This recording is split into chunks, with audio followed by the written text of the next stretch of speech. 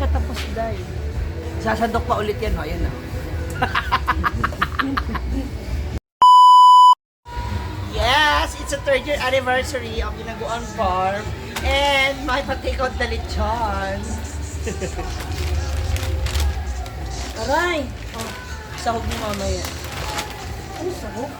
Ewan ko, ano ba lulutuin mo? Galing sa... Maging pulo. Ang batong. Kaya nga sahog. Meron naman. Lechon paksiw.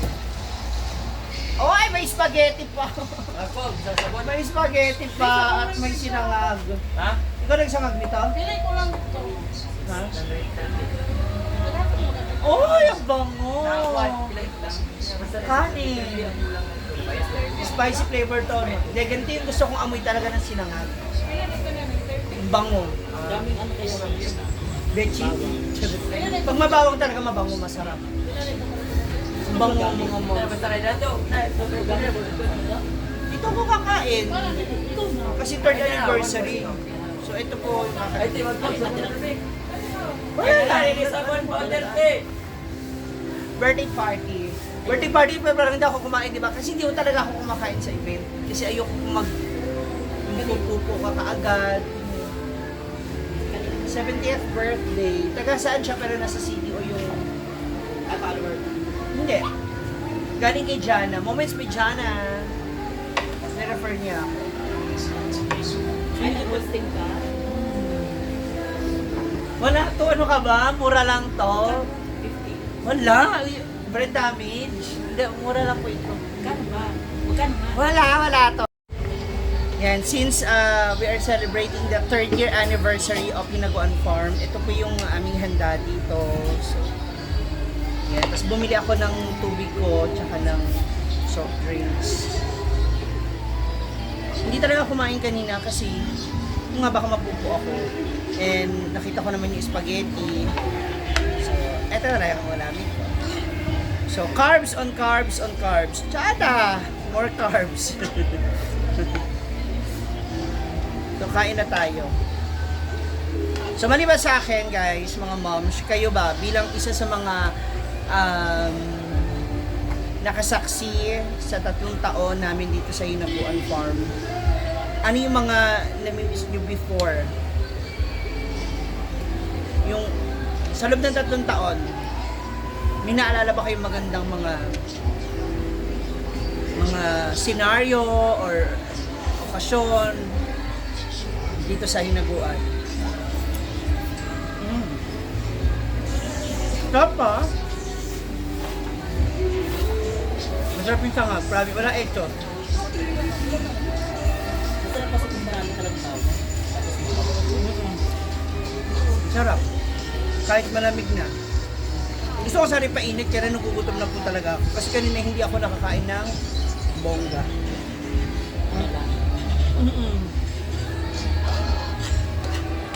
At nagsandok sila, ayaw ko nga talaga.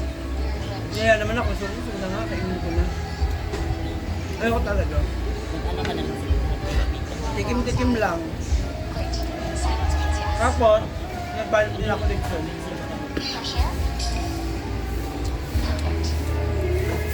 Yun ako, sa 3 years ko na rin dito sa Hinaguan, simula nung nag-start siya, no? Pinang gusto ko talaga yung nagsisimula pa lang. Yung as in wala pa, yung parang taniman pa lang siya, yung kamibili pa lang niya. Yung nakita namin kung gano'n siya ka-green, may mga tanim, may marami pa rin naman puno, no? Yung court pa lang, ganyan. Doon ngayon naman kasi nadidevelop, napapaganda.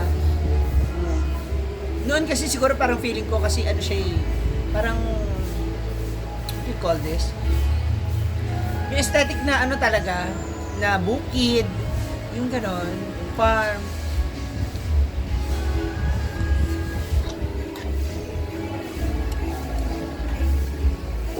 So simula nung nabuksan sa mga tao, dahil nga gusto mamasyal ng mga tao dito, gusto makita yung lugar, makapagpa-picture na rin with Brenda, ayan. Pero ako yun talaga. Gusto ko yun kasi doon nagsimula lahat yung yung iba pang mas banding namin. Na di ba sa mga nangyayari dun sa mansion sa kabilang bahay nila, Brenda.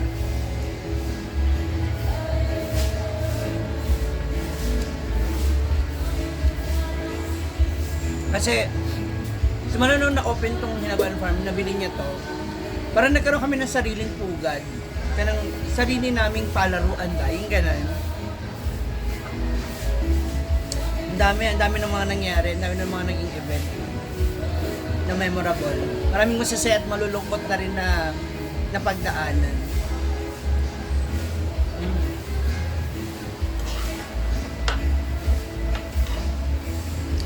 And itong ano na to, ang laki na rin ng investment ito ni Brenda. I mean, sa mga permits, sa papers, sa mga pagpapagawa, dami.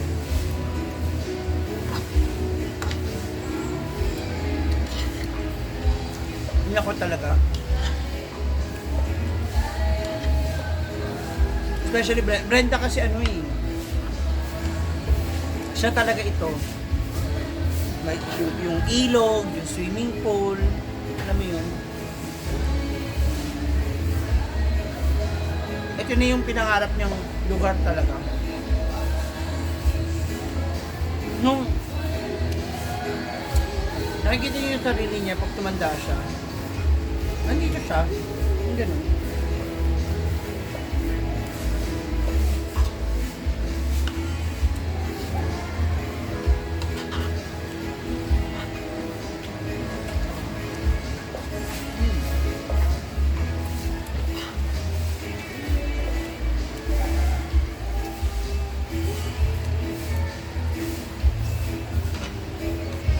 Lang. Ano nangyari kanina? Ano nangyari kanina? Nangyari sa Dito.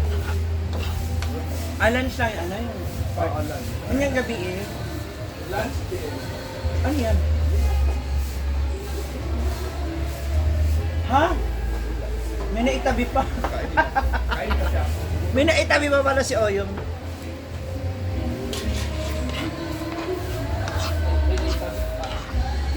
Ay, hindi ka ba nag-lunch kanina? Lunch ako pero it's time to Time check.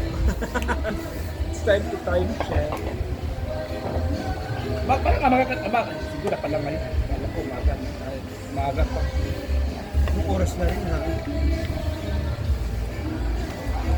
Ito naman ako nito. Ito lang gusto ko. Sa part ng chicken. Oo nga, ito. Ha? Parang yun, no? Kahit mag-check ka din, nalit kumain dito kasi nasa ano siya, dito. Hindi ako kumain doon. Ha? Kumain ako, tumikim ako, pero hindi talaga yung kain na ano.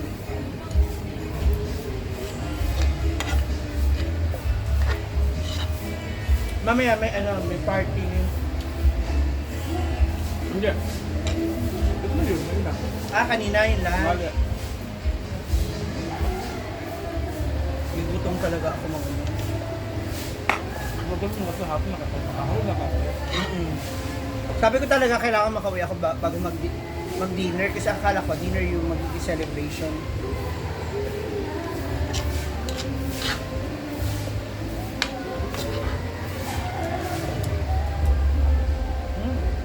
Alas ito na pala.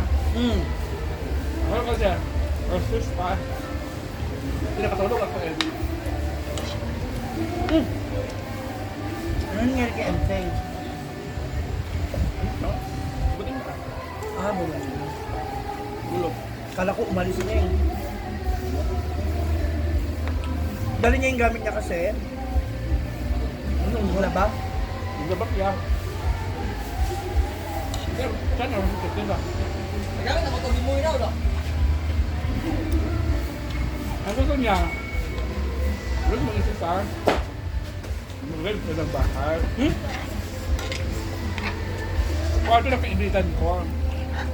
Na, kasama nila dun sa, Magre-rent na naman siya dito nga, nananahimik ko. nakasama niya doon sa gala every punta siya ng bar, siya yung kasama lagi. Doon dapat siya mag-i-stay 500 yung ano yung upa. Buwan.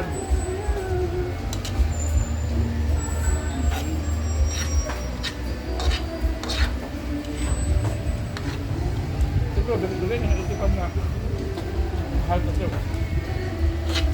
Ito lang ako, bumasaan mo. Hindi na ako pa sa kanya. Upa. Kasi ganun din. Kung upa siya, tapos dito siya nag-stay. Sa bagay, ako nagigits ko rin naman siya kung gusto niya ng privacy minsan. Doon nga. Okay din naman yun.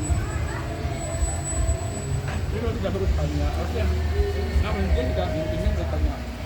Lang gusto bang may privacy. Kasi ka rin, Sabi ko sa peace of mind. pag gusto niya mo na minsan mag-isa, totoo din naman. Pero, hindi ito ba kasi nga, kasi wala pang upa. Hindi. Yun nga, kasi diba nag-work naman siya rito. Nababayaran niya yung pabalik na. Pabalik na naman. The problem is, mali yung pamasahe everyday. Ganun din. Bagang sa ito din pala. Doon na mapupunta yung, di ba? Pamasahe.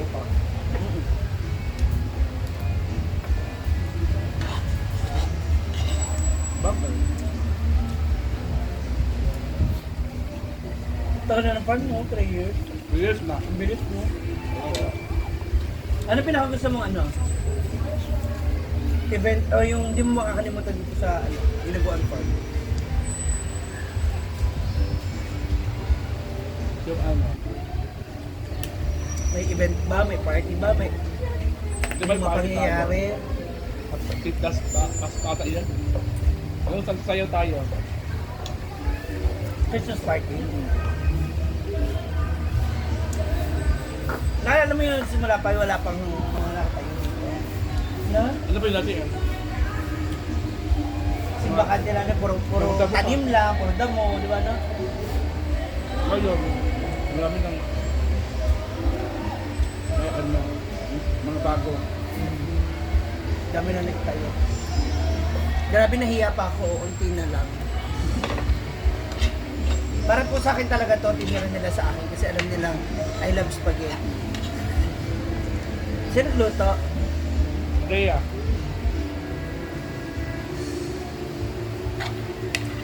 Fairness lang. Sa lugar namin, kapit bahay namin ngayon. Balik lang, may kainin ulit ko. Kasi, doon kami bahay namin ngayon ay super ka. Hala! Hala!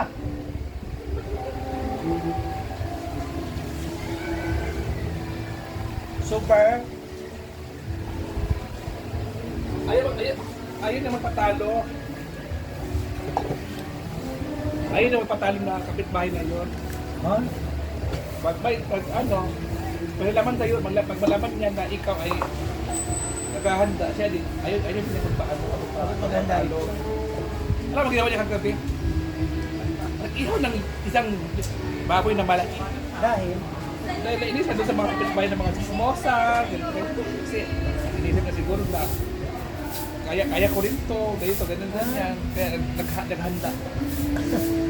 Ano meron? Wala lang. Wala lang, bali na asawa niya, pero hindi na asawa. Ang birthday na asawa niya. Yung ano, Kaya nag-lechon din. Oh, okay naman yan. ika 30, tapos 39 o 40. Okay na naman, at his birthday. Maloka ka kung nag-lechon ng ano, tapos wala namang okasyon. Tapos nag-lechon siya. Hindi siya ganyan. Ah. Ano yan siya, masinop sa pera, masinop sa lahat. Oh, magaling mag-budget. Oo, magaling ang budget.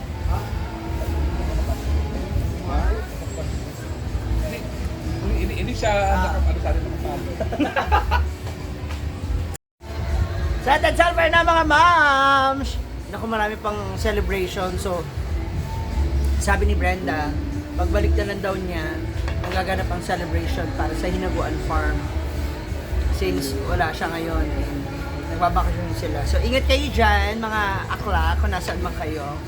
Enjoy your vacation. And again, happy anniversary to Hinaguan Nature Park. Busy pa siya. Oh. Hindi pa siya tapos, dahil. Sasandok pa ulit yan, no? Ayun na.